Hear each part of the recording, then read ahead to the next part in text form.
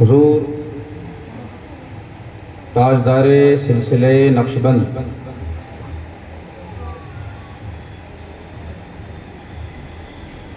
مجدد طریقت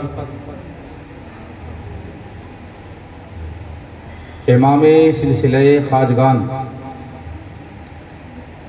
خواجہ سیدنا محمد بہاؤالدین بخاری رحمۃ اللہ علیہ کے 653ویں عرس پاک میں ہم لوگ شرکت کی سعادت حاصل کر رہے ہیں،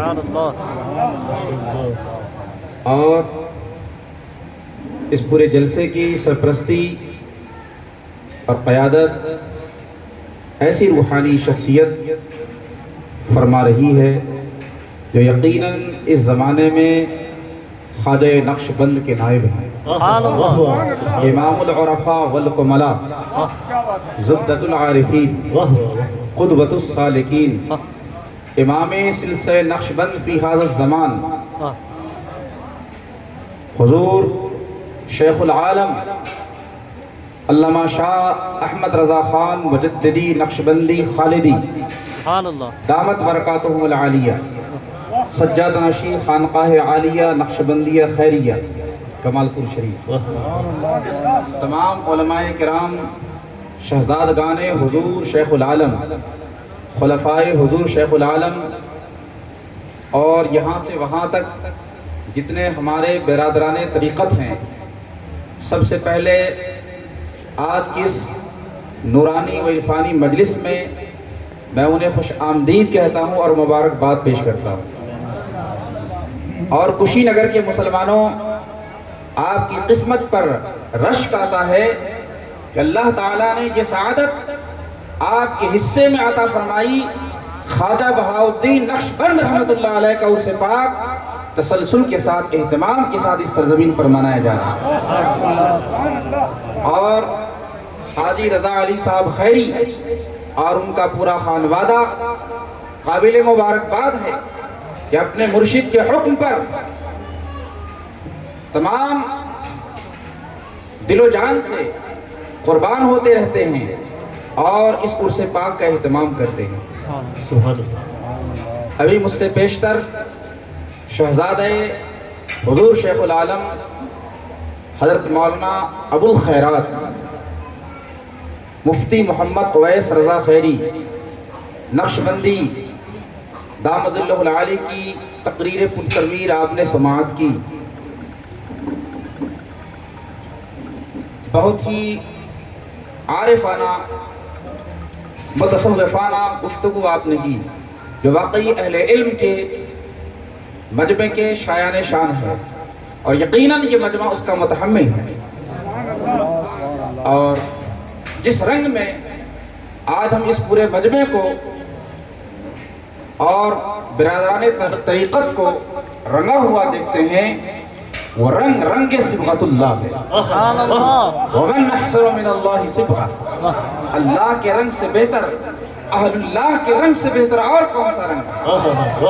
حضور شیخ العالم مریدین کی تربیت اس انداز میں فرماتے ہیں کہ آپ اپنے رنگ میں مریدوں کا رنگ دیتے ہیں، اور یہی ایک پیر کامل کی پہچان ہے۔ وہ پیر کیسے کامل پیر ہو سکتا جو اپنے مرید کو اپنے رنگ میں نہ رنگ سکے؟ وہ پیر ناقص پیر ہے کہ مرید پہ اس کا رنگ نظر نہ آئے۔ بہت ساری خانقاہوں کے پیروں کا اور ان کے مریدوں کا حال آپ کو معلوم ہوگا کہ ان کے مریدین کی تعداد میں فاسق اور داڑھی منڈے زیادہ نظر آتے ہیں۔ کسی پروگرام میں ٹوپی رکھ لیا تو رکھ لیا، بکثرت بے نمازی اور داڑھی منڈے نظر آتے ہیں۔ الحمدللہ حضور شیخ العالم کے مریدوں میں اکثر ان لوگوں کی تعداد ہے جو طریقت پر عمل کرنے والے ہیں، شریعت پر چلنے والے ہیں اور سنتوں کے نور کو زندہ کرنے والے ہیں۔ اللہ اکبر، رسول اللہ زندہ باد۔ آج میں ان برادران طریقت سے خاص طور پہ کہنا چاہتا ہوں جن کے چہرے ابھی سنتوں کے نور سے خالی ہیں، وہ اس نقشبندی رنگ میں سنتوں کے رنگ میں رنگ جائیں اور اپنے چہرے پر بھی داڑھی سجا لیں سبحان اللہ تاکہ پیر کا رنگ ان میں بھی نظر آئے. سبحان اللہ خواجہ امام خواجہ نقشبند، ان کے بارے میں تفصیلی گفتگو آپ نے حضرت سے سماعت کر لی. میں اس سلسلے کی اہمیت پہ تھوڑی روشنی ڈالنا چاہتا ہوں اور آپ کو بتانا چاہتا ہوں کہ جس سلسلے سے آپ وابستہ ہیں یہ سلسلہ بہت عظیم ہے، اس کی نسبت بہت قوی ہے، اس کی نسبت بہت اعلیٰ ہے، اس لیے کہ یہ نسبت صدیق اکبر رضی اللہ تعالیٰ عنہ سے ہو کر ہم تک پہنچتی ہے. اور صدیق اکبر رضی اللہ تعالیٰ عنہ کو سرکار دو عالم صلی اللہ علیہ وسلم کی نسبت کاملہ حاصل تھی، معیت کبریٰ انہیں نصیب تھی. جنہیں معیت کبریٰ نصیب ہو اس کی نسبت سب سے زیادہ قوی ہوا کرتی ہے. اور سرکار کی توجہ اتحادی نے اسے اپنے رنگ میں ایسا ڈھال دیا تھا، ایسا بنا دیا تھا کہ جب ہجرت کر کے مکہ سے مدینہ تشریف لاتے ہیں تو پتہ نہیں چل رہا تھا آقا کون ہے، غلام کون ہے. اور اسی عالم میں سیدنا صدیق اکبر رضی اللہ تعالیٰ عنہ نے سرکار اقدس صلی اللہ علیہ وسلم کے اوپر اپنے چادر کو تان دیا دھوپ میں، لوگوں کو پتہ چل گیا آقا یہی ہے. ایسا کیوں ہوا؟ اس لیے کہ صدیق اکبر رضی اللہ تعالیٰ عنہ سرکار کے رنگ میں رنگ چکے تھے، مرشد کی ذات میں فنا ہو چکے تھے. اس وجہ سے یہ کیفیت پیدا ہوئی تھی. آپ خواجہ نقشبند کو، تاجدار نقشبند کو کتنا جانتے ہیں؟ اگر ان کو جاننا ہو تو حضور شیخ العالم کی بارگاہ میں ان کی صحبت میں رہنا پڑے گا.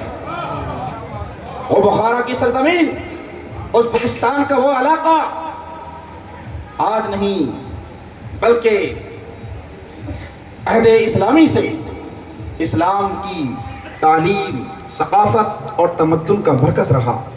بخارا کوئی معمولی سرزمین نہیں ہے، یہ عارفوں کی سرزمین ہے، محدثین کی سرزمین ہے، متکلمین کی سرزمین پر ہیں، جہاں ایک طرف امام ابو منصور ماتریدی آرام فرما رہے ہیں، دوسری جانب امام ترمذی آرام فرما رہے ہیں، اور اسی شہر بخارا کے اندر حضرت امام بخاری آرام فرما رہے ہیں، اسی شہر بخارا کے اندر حضرت عبد الخالق کشتوانی آرام فرما رہے ہیں، اسی نواحِ بخارا میں علی بابا سماسی آرام فرما رہے ہیں، اسی مضافات بخارا میں حضرت یعقوب چرخی آرام فرما رہے ہیں. امام ترمذی کا مزار ہے اور قاضی برہان الدین المرغیانی صاحب ہدایہ بھی وہیں آرام فرما رہے ہیں. سبحان اللہ سبحان اللہ. امام بیضا بھی وہیں آرام فرما رہے ہیں. یہ مفسرین محدثین کا شہر ہے.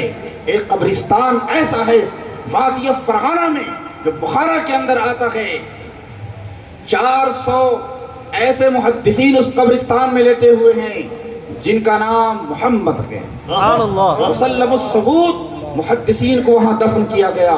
اور قاضی حضرت برہان الدین مرغنانی صاحب ہدایہ کو اس لیے اس مزار قبرستان میں دفن نہیں ہونے دیا گیا کہ ان کا نام محمد نہیں تھا.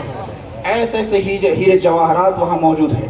اس زمین پر خواجہ حضرت امام بہاؤالدین نقشبندی رحمۃ اللہ علیہ پیدا ہوتے ہیں.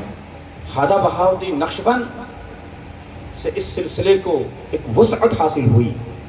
اسی سلسلے کو اوپر جائیں گے تو تیفوریہ کہا جاتا ہے. حضرت بایزید بستامی کی طرف نسبت کرتے ہوئے کہ ان کا نام تھا تیفور ابو یزید بستامی، اس نسبت سے اس سلسلے کو تیفوریہ کہا جاتا ہے. وہاں سے لے کر خواجہ عبد الخالق کشتوانی تک تیفوریہ کہلاتا ہے. خواجہ عبد الخالق کشتوانی رحمۃ اللہ علیہ سے لے کر خواجہ بہاؤالدین نقشبند تک اس کو خواجگانیہ کہا جاتا ہے. اب خواجہ بہاؤالدین نقشبند سے لے کر امام ربانی مجدد الفیصانی تک اس کو نقشبندیہ کہا جاتا ہے. اور امام ربانی کے بعد سلسلہ مجددیہ میں تبدیل ہو جاتا ہے. اور اس کے بعد مختلف شاخیں نکلتی.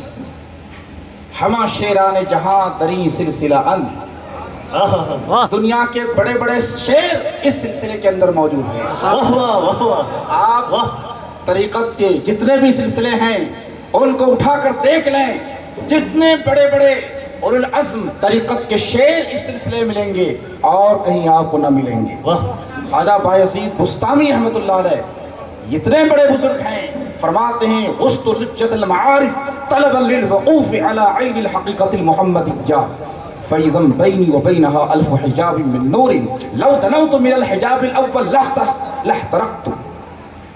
میں معارف کے سمندر میں غوطہ ہوا تاکہ حقیقت محمدیہ معلوم کر سکوں، تو میں نے وہاں پر نور کے 1000 پردے حائل پائے، اگر میں پہلے پردے کے بھی قریب ہوتا تو جل جاتا، جیسے بال آگ میں ڈالنے سے جل جاتا۔ امام بایزید بستامی رحمۃ اللہ علیہ اس سلسلے کے امام ہیں، غوث دورہ یوسف مسعود جن کی بارگاہ میں اکتساب فیض کے لیے قطب ربانی محبوب سمدانی شیخ عبد القادر جیلانی غوث اعظم دستگیر حاضر ہوتے۔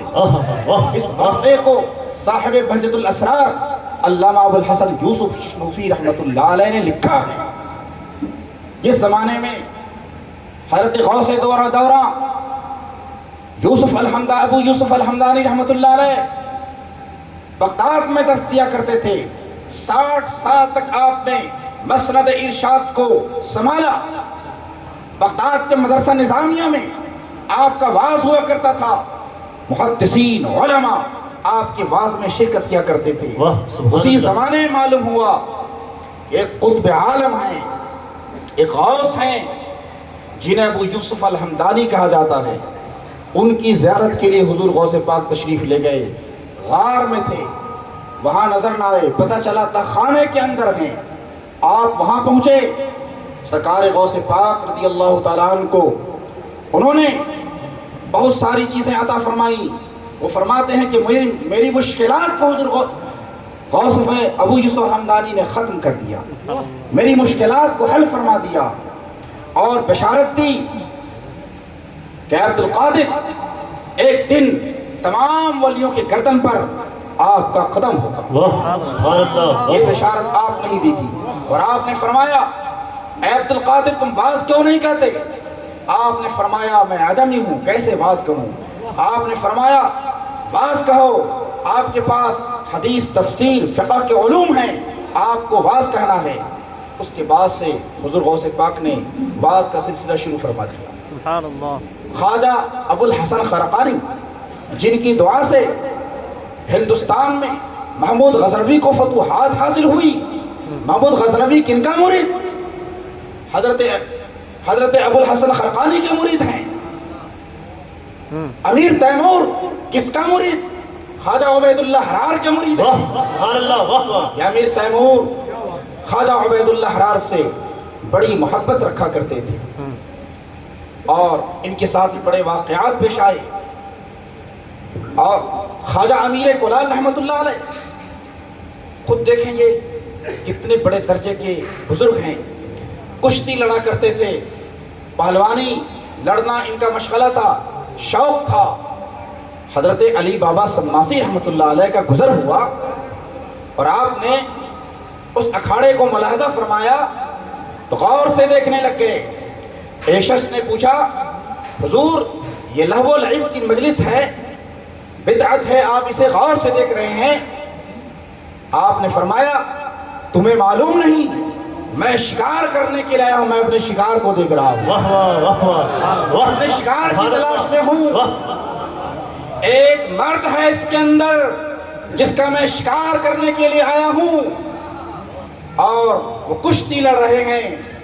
دوران کشتی ان کی نظر علی بابا سماسی کی آنکھوں سے ٹکراتی ہے، علی بابا سماسی کی ایک نظر پڑتی ہے، ان کا خیمہ جل جاتا ہے، آنکھیں چار ہوتی ہیں، اور وہ عشق کی آگ ان کے دلوں میں بھڑک اٹھتی ہے۔ اس وقت وہ کشتی چھوڑ کر باہر آتے ہیں، آپ گھر تشریف لے جاتے ہیں، اور اسی دن وہ حضرت علی بابا سماسی کے ہاتھ پر بیعت ہو کر مرید ہو گئے۔ یہ شیروں کا سلسلہ ہے، اس لیے ہمارے مشائخ فرماتے ہیں کہ ہم شکار کرتے ہیں، نظروں سے شکار کرتے ہیں، اور یہی جس طرح سے خواجہ باقی باللہ نے امام ربانی مجد الفسانی کو حج کے راستے میں جاتے ہوئے ان کا شکار کر لیا.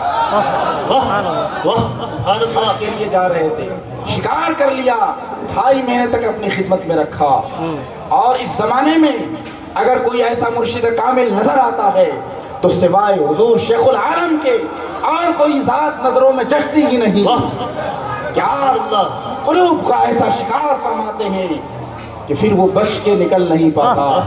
جب شکار کیا تو اس بحر سے بحر العرفان نکل کے سامنے, جب شکار کیا تو اس بحر کی تہ سے در نایاب نکل کر سامنے, جب شکار کیا تو اس بحر کی طغیان سے نکل کر مفتی ابو الخیر, مفتی ابو الخیرات اور رئیس الخیری سامنے آئے. بڑے بڑے علماء ہیں, ان کا شکار کیا. اور خطیب ہندوستان حضرت مولانا محمد حریف صاحب, ان کا بھی شکار ہی ہوا. حضرات محترم, تو یہ شعروں کا سلسلہ ہے. آپ حضرات کو محنت کرنی ہے. نعرے تکبیر, نعرے رسالت, فیضان امام نقشبند. حضور یہ بھی تو شکار, مکمل شکار ہوا ہے. میں دہلی کی سرزمین پر تھا, جامعہ حضرت نظام الدین اولیاء میں پرنسپل کے عہدے پر فائز تھا. عبد الرحمن نقشبندی نے بتایا کہ بڑے حضرت تشریف لائے ہوئے ہیں. حضرت کی خدمت میں حاضر ہوا اور مریدین کا مجمع تھا. میں بیٹھ گیا اور کہا, اپنے دل پر توجہ کی کہ اگر یہ صاحب تصرف ہوں گے تو ضرور اس کا اثر میرے قلب میں محسوس ہوگا, کیونکہ عالم جلدی مانتا نہیں. عالم کی فطرت میں ہے علم جلدی جھکنے نہیں دیتا ہے, اور اس کی شان ہونی بھی چاہیے کہ ہر کسی کے سامنے جھکے بھی نہیں. لیکن جب عالم مان لیتا ہے پھر ہزاروں کو منوا لیتا ہے.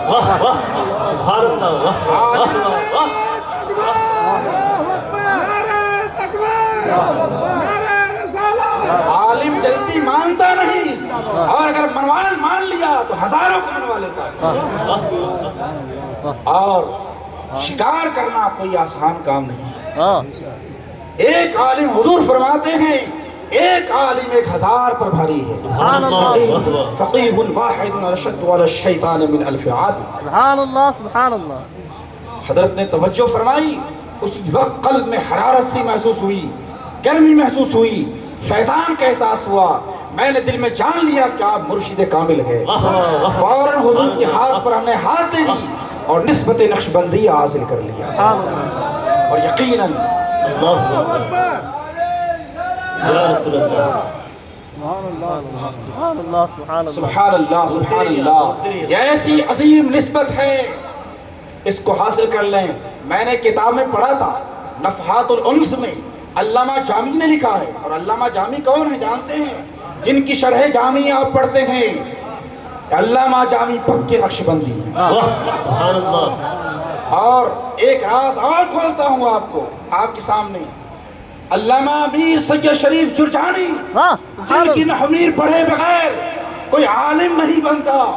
علامہ سید میر شریف جرجانی بہت بڑے نقشبندی ہیں اور خواجہ بہاؤالدین نقشبندی کے خلیفہ ہیں. بے شک حق ہے. سبحان اللہ, سبحان اللہ. یہ بھی نقشبندی ہے. سبحان اللہ. امام غزالی حجت الاسلام, جن کی احیاء علوم الدین کے بارے میں کہا گیا کہ تصوف کی تمام کتابیں اگر جلا دی جائیں تو اس کو احیاء علوم الدین کے ذریعے سے زندہ کیا جا سکتا ہے. یہ امام غزالی حجت الاسلام سلسلہ خواجگان سے وابستہ تھے اور غوث دور ابو یوسف مسعود رحمۃ اللہ علیہ کے پیر بھائی ہیں, شیخ ابو علی فارمزی رحمۃ اللہ علیہ کے مرید. سبحان اللہ. ایک اتنے بڑے بزرگ موجود ہیں, خواجہ ابو الحسن الخلقانی, حضرت علی بابا سماسی, یہ تمام اولیاء کرام اس سلسلے کے اندر موجود ہیں. اور مجدد طریقت, 1000 سال کے مجدد کو اللہ تعالیٰ کو بھیجنا ہوا تو اور کسی سلسلے کے لیے انتخاب نہ فرمایا. یہ حسن انتخاب سلسلہ نقشبندیہ کے حصے میں آیا. 1000 سال کے مجدد کو اللہ تعالیٰ نے اس سلسلے کو زندہ کرنے کے لیے بھی بھیجا, شریعت کو زندہ کرنے کے لیے بھیجا.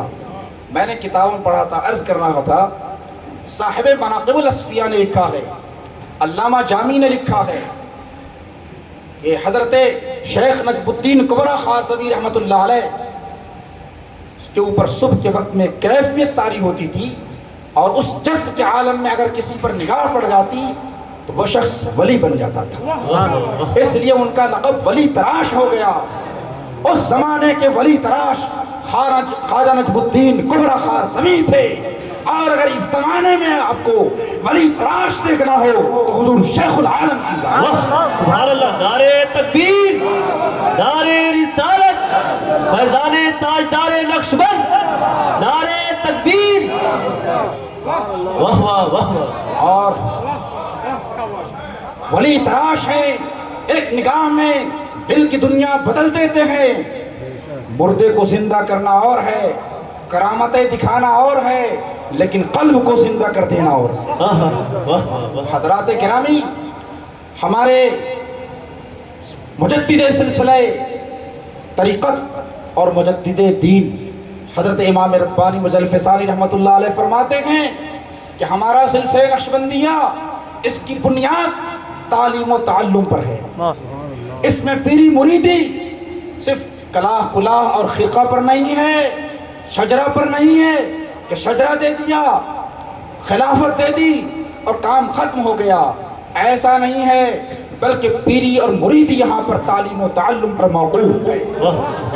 جب تک وہ سلسلے کے اسباق کی تعلیم نہیں دے گا، پیر کامل نہیں ہو سکتا، اور نہ مرید کو اس سے فیض پہنچ سکتا ہے۔ یہی وجہ ہے کہ یہ سلسلہ ممتاز ہے، اور یہاں جذبہ سلوک پر مقدم ہے۔ پہلے جذب پیدا کیا جاتا ہے دلوں کے اندر، پہلے دلوں میں آگ لگائی جاتی ہے، پھر سیر کرائی جاتی ہے، اور سیر آفاق پر سیر نفس مقدم ہے۔ دیگر سلسلوں میں سیر آفاق پہلے ہوتی ہے، اور یہاں سیر انفس پہلے ہوتی ہے۔ اور جو آخری سیر ہوتی تھی یہاں ابتدا میں کرا دیا جاتا ہے۔ اس وجہ سے کہا جاتا ہے یہاں اندراج نہایت فی البدایت ہے، ابتدا میں وہ مزہ چکھا دیا جاتا ہے جو دوسرے سلسلوں میں اخیر میں چکھایا جاتا ہے۔ یہ ہمارے امام سلسلہ نقشبند کا فیض ہے۔ حضرات محترم، اتنے بڑے امام اس وقت موجود ہیں، لیکن تعجب ہے ظاہر پی علماء پر، تعجب ہے ظاہر پسند عوام پر، ظاہر تعجب ہوتا ہے ایسے لوگوں پر جاہ طلب ہیں، ایسے مرشد کو پا کر پھر ان کی بارگاہ میں خوشہ چینی نہیں کرتے اور اپنا ایک پیمانہ لیے ہوئے بیٹھے ہیں۔ کتنا بڑا محدث ہونا چاہیے، عالم ہونا چاہیے، لیکن اے لوگوں، تم اپنے علم کو باہر رکھ کر آؤ، تب پتا چلے گا یہ کون ہے، اور ان کی وسعت کا اندازہ ہوگا۔ لیکن اگر علم کے غرور کے ساتھ آئے تو کچھ بھی ملنے والا نہیں۔ اس لیے علماء کو چاہیے کہ اپنے علم کو باہر رکھ کے آئیں، پھر اس کے بعد اس بارگاہ میں زانو ادب طے کریں، تب انہیں بہت کچھ مل سکتا ہے، کیونکہ العلم هو الحجاب الاکبر، علم سب سے بڑا حجاب ہے، اور یہ نفس کو ہارتا ہے۔ تم تو بہت بڑے عالم ہو گئے، اور آج پیری مریدوں کو لوگوں نے آسان سمجھ لیا ہے، خلافت مل گئی فوراً مرید کرنا شروع کر دیے۔ یہ پیری مریدی آسان نہیں ہے، روح کی تربیت ہے، جسم کی تربیت نہیں۔ والدین جسم کی تربیت کرتے ہیں، اساتذہ عقل کی تربیت کرتے ہیں۔ کہاں بیٹھے ہوئے اساتذہ عقل کی تربیت کرتے ہیں، اور ہمارے مشائخ پیر روح کی تربیت کرتے ہیں۔ اللہ اکبر یا رسول اللہ، زندہ باد۔ میرا وقت ختم ہو چکا ہے جیسا بتا رہے ہیں، اس لیے میں انہی کلمات کے ساتھ اپنی گفتگو ختم کر رہا ہوں۔ اللہ تبارک و تعالی ہمیں خواجگان سلسلہ نقشبند سے فیض عطا فرمائے، اور ہمارے پیر و مرشد حضور شیخ العالم کا سایہ ہم سب پر دراز فرمائے۔ وآخر دعوانا الحمدللہ۔ سبحان اللہ، واہ، ماشاء اللہ۔